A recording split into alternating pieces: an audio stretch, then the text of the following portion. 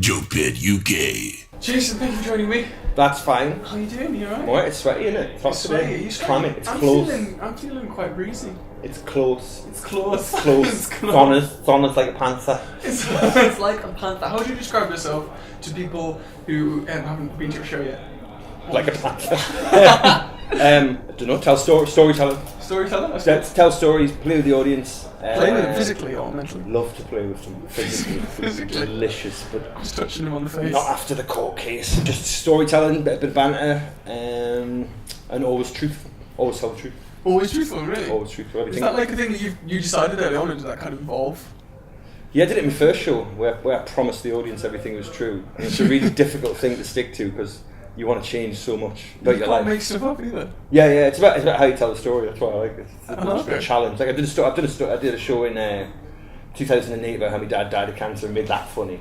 And that's Jesus incredibly Christ. difficult. And this year's show is sort of about how I had a nervous breakdown, which is incredibly difficult to make funny as well. Sort of had a nervous Yeah, breakdown. it's the lead up to it, and then I caught it just before the fall. oh no, I had the fall. The fall was great. And then it's about what I've done to try and fix that. That must be like a writing exercise then, right? In trying to do these things, or is it?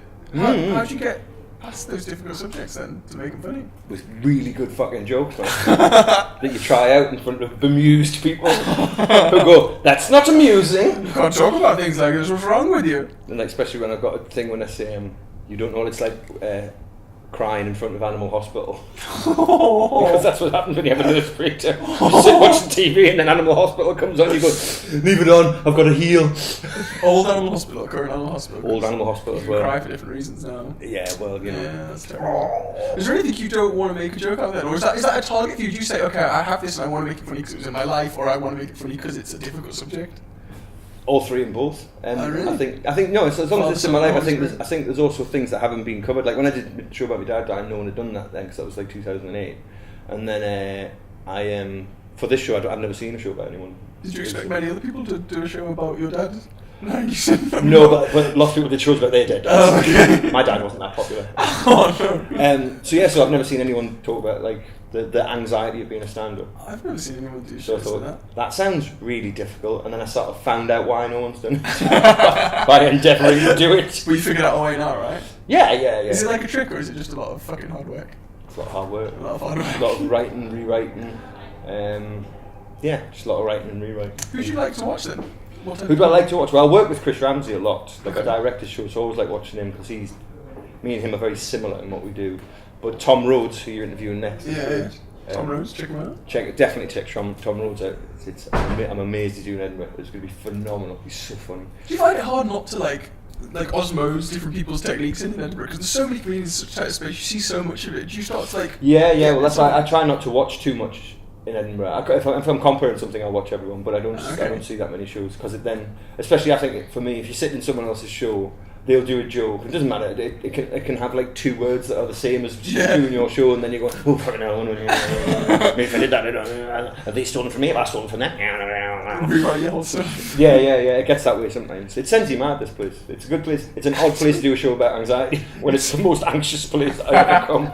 What is the type of like comedy that you want to do in the future, but you might not have done yet? Is there anything you're thinking, I want to do that, but I'm not that comedian or something? Well, I started off when I was very surreal when I started, and then we did a sketch show, and then I did a double act called Declare Schenken Feet a Mouse that was like really bizarre German techno double acts. So it was all that surreal stuff, and then I got into this where everything I tell is the truth kind of thing, which is what I do now. But I think I might want to do some more surreal stuff at some point. Surreal truths. Surreal truths would be Take a lot of psychotropics and then you'll be fine. Take some acid before you go. I once my friend said he'd give me £100 if I took acid on stage. So I just couldn't. He would just make there going, did you hear that? For an hour. Did you hear that? No, seriously, did you though? Are you all lying at the same time? Seriously. Someone heckled you and you ripped their throat. I would just cry. I would literally just cry. Why do you want to hurt my energy? Your energy, your chi on stage. That'd be so funny. Well, how does this show differ to other shows? What's going on in this show? That's what other shows on the Fringe? Let's just be really general and wanky with all my questions from now on. How does your show differ from everyone else's comedy?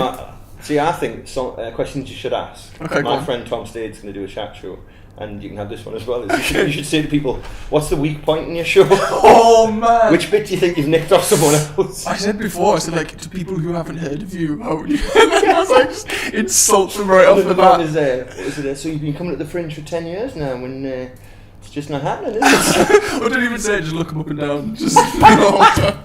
It is, but that's the thing, because you get bored doing this as well, and eventually you just grind you down and just go and so what's the show about? Just take acid, that's all. You fucking have to. You have to.